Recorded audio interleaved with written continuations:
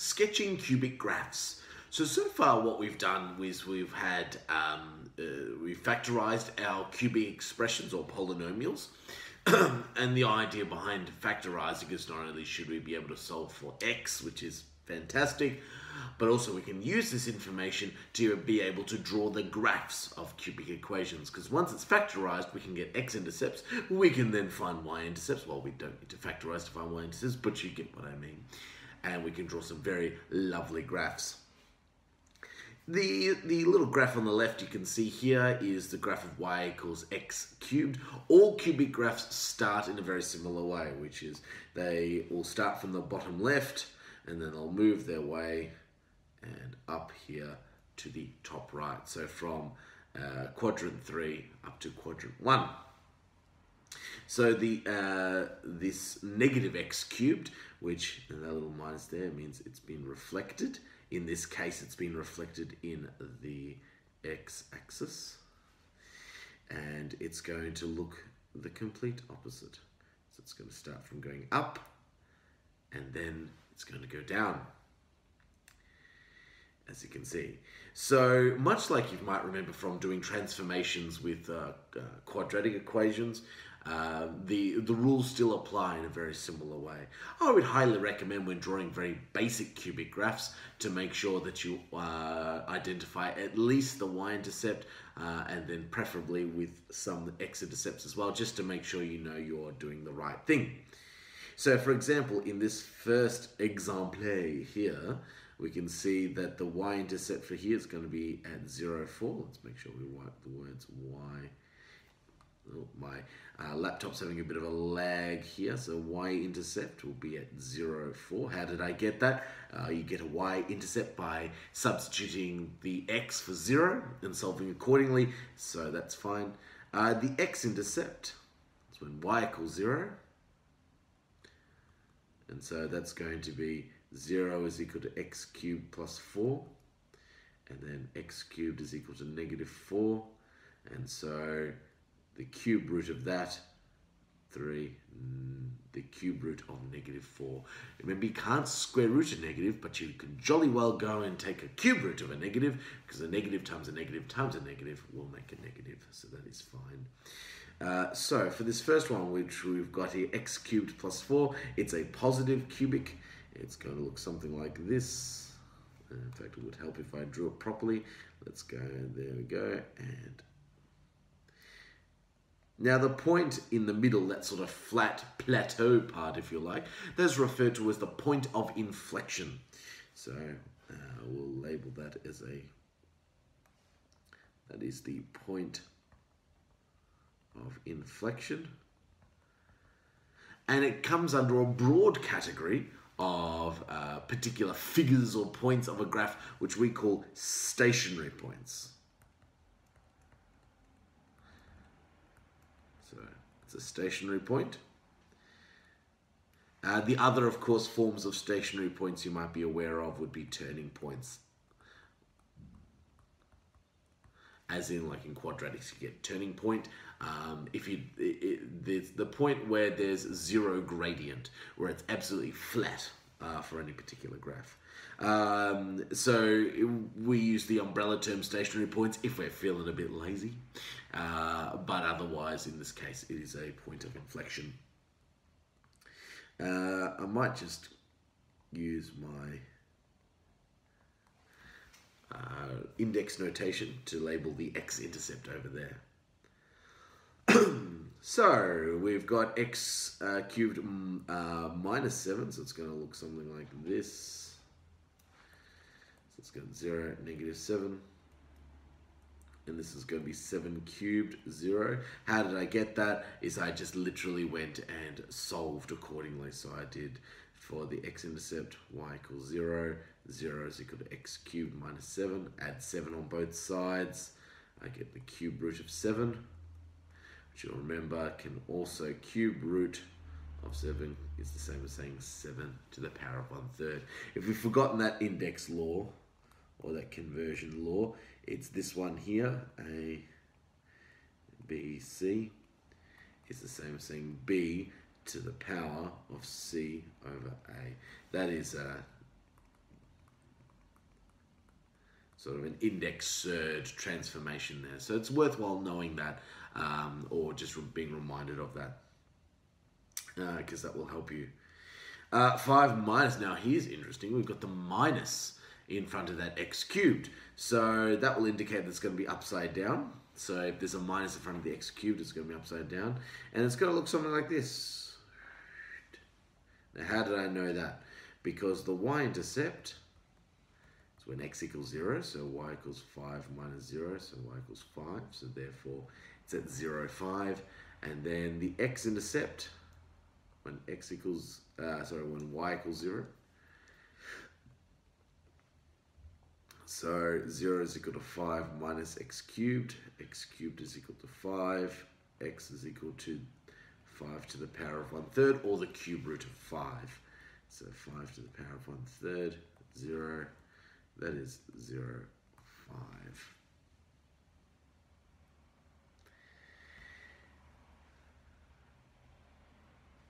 Doing the x and y intercepts also is a great reminder in case you're feeling a bit worried about what shape it is, that you should know should be sort of following a vague dot to dot. That would also be useful. 2x cubed will look exactly like the regular x cubed. I'm just going to put the regular x cubed here as just sort of like a little template here. So that's y equals x cubed. You don't have to do this, but I will. And so when there's a 2 at the front, or any sort of number greater than 1 at the front, it's what's called dilating. So this is y equals 2x cubed. It becomes stretched, it stretches out. So that number 2, there it's being dilated by a factor of 2 from the x-axis. So we're stretching up from the x-axis. And this little friend over here, again, I'm going to put in my template.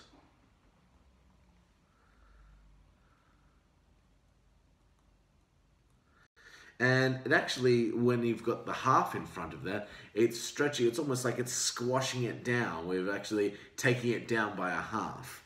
So it actually ends up squashing this lovely to look like this. Now, I've been very naughty. I haven't put in 0, 0.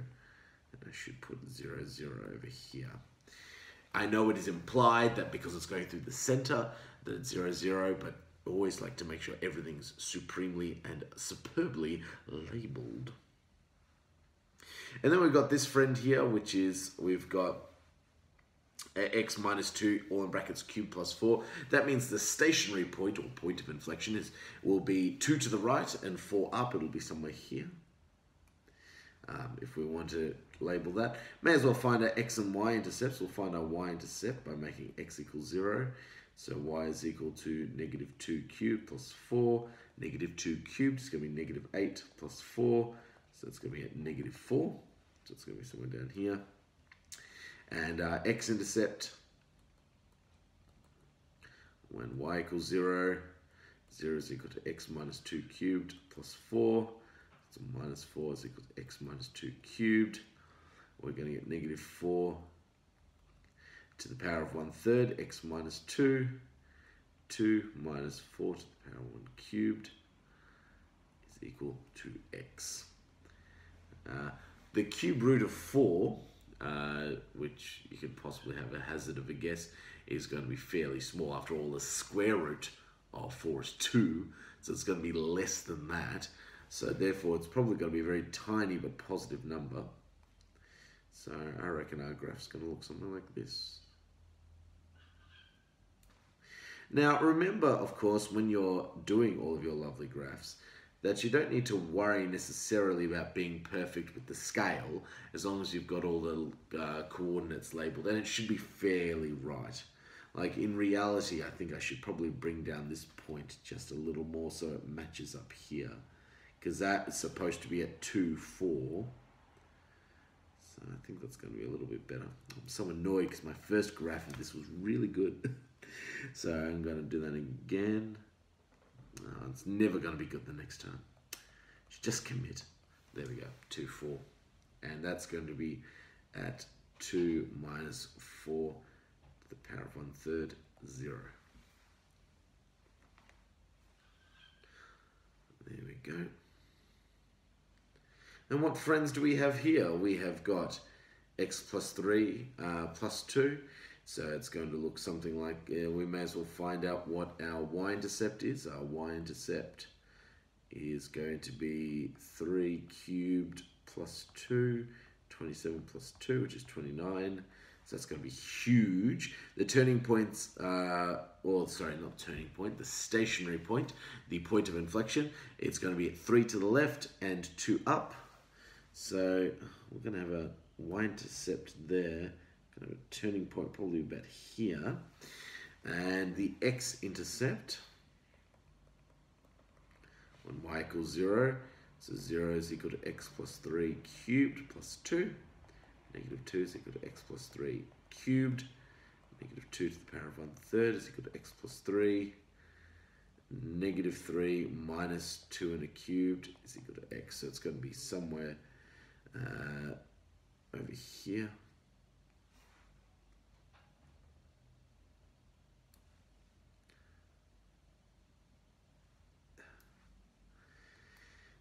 Negative 3, 2 is that one. That's going to be, this is rather awful looking thing here. Negative 3 minus 2 and 1/3, 0.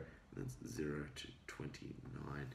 You'll notice here the way I plotted the points is that I got that y-intercept and the turning point first, and I realized there's a huge gap, so I had to make sure the turning point was going to be fairly low, because it would be a bit rubbish if I put the 29, say, over here halfway, because that's not going to be even remotely any sort of scale there.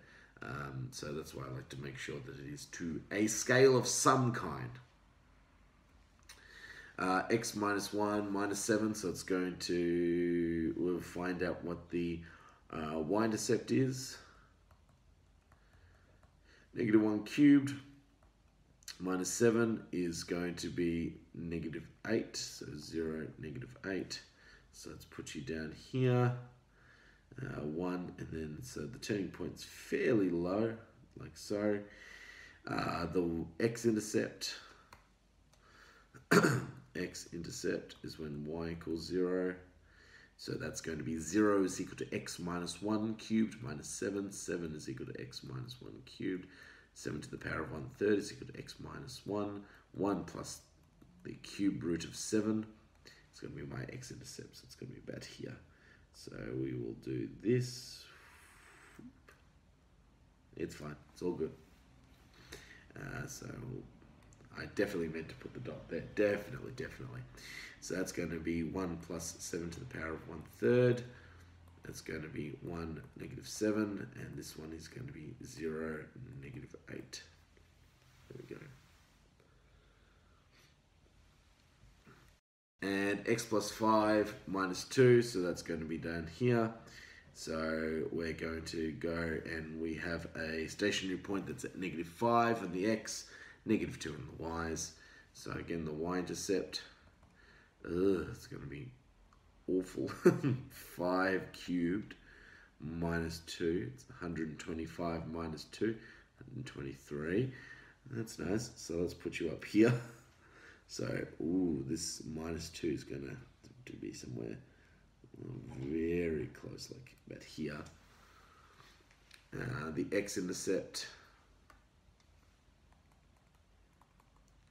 when y equals 0, so 0 is equal to x plus 5 cubed minus 2. 2 is equal to x plus 5 cubed. 2 to the power of 1/3 is equal to x plus 5. Negative 5 minus 2, plus 2 1/3 is equal to x. So we would be about here. So we'll do this. There it goes. There. So 0, 123. That intercept there is negative 5 plus 2 1/3, 0. That turning point there is at negative 5 and negative 2.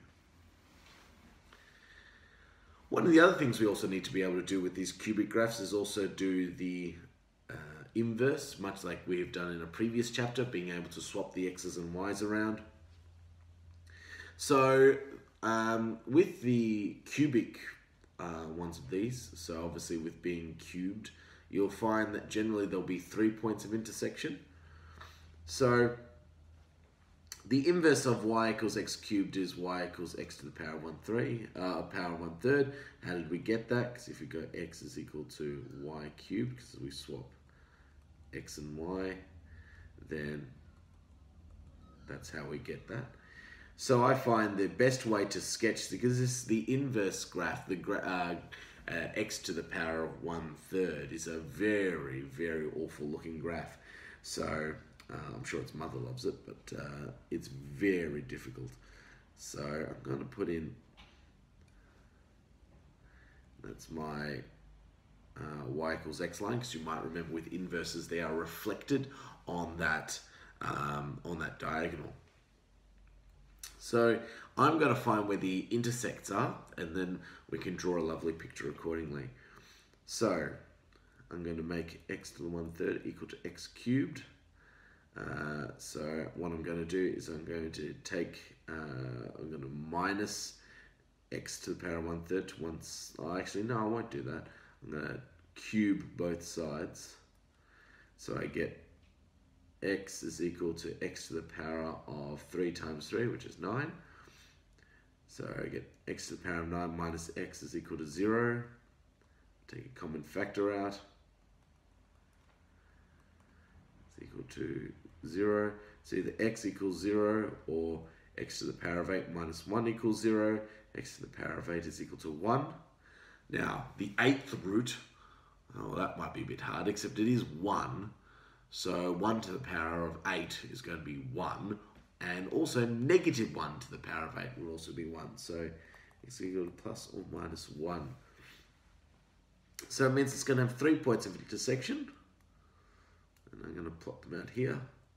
1, 1, 0, 0, and negative 1, negative 1. How did I get the y values? Well, that's the y equals x line. So if you substitute x equals 1, y must also equal to 1, and vice versa. So I know that my regular graph, y equals x cubed, is going to look like this.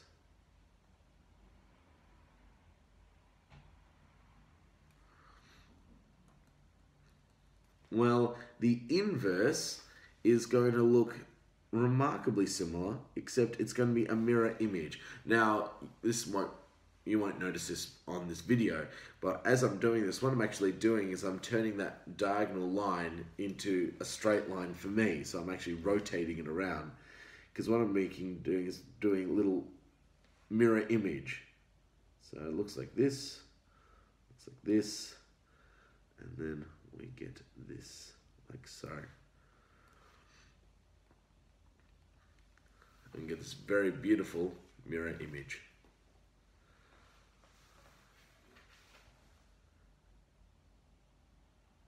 Now the next question there says, find the inverse of y equals x minus 1 cubed plus 4, and then sketch its associated graph. One of the things I found that might be a little bit easier to do with this is to find the x and y intercepts of the original graph, and then swap that around for the inverse. Because remember, the point of an inverse is I'm swapping the x's and y's around. So the y-intercept of this one is going to be when x equals 0. So y is equal to 0 minus 1 cubed plus 4. Negative 1 plus 4 is equal to 3, which is 0, 3. And that means the inverse, the x-intercept, is going to be at 3, 0 of inverse. It's going to be at 3, 0.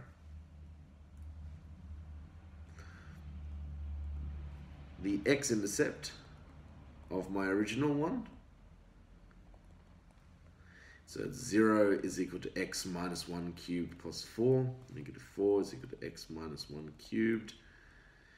Negative 4 to the power of 1/3 is equal to x minus 1. 1 minus 4 to the power of 1, 3 is x. So 0 is going to be my x-intercept. So therefore the y-intercept of the inverse is going to be 0, 1 minus 4 to the power of 1/3. The stationary point is at 1, 4. So the stationary point of the inverse is going to be at 4, 1.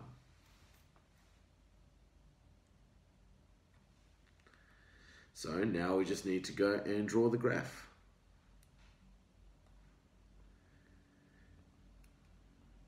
So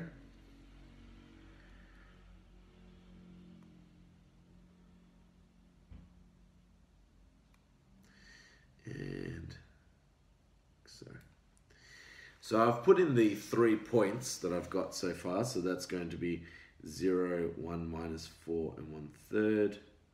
That's going to be 3, 0. That's going to be 4, 1.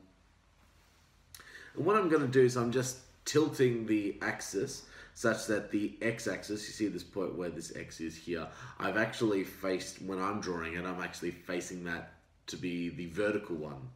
Because what I'm going to do is it's going to look something like this.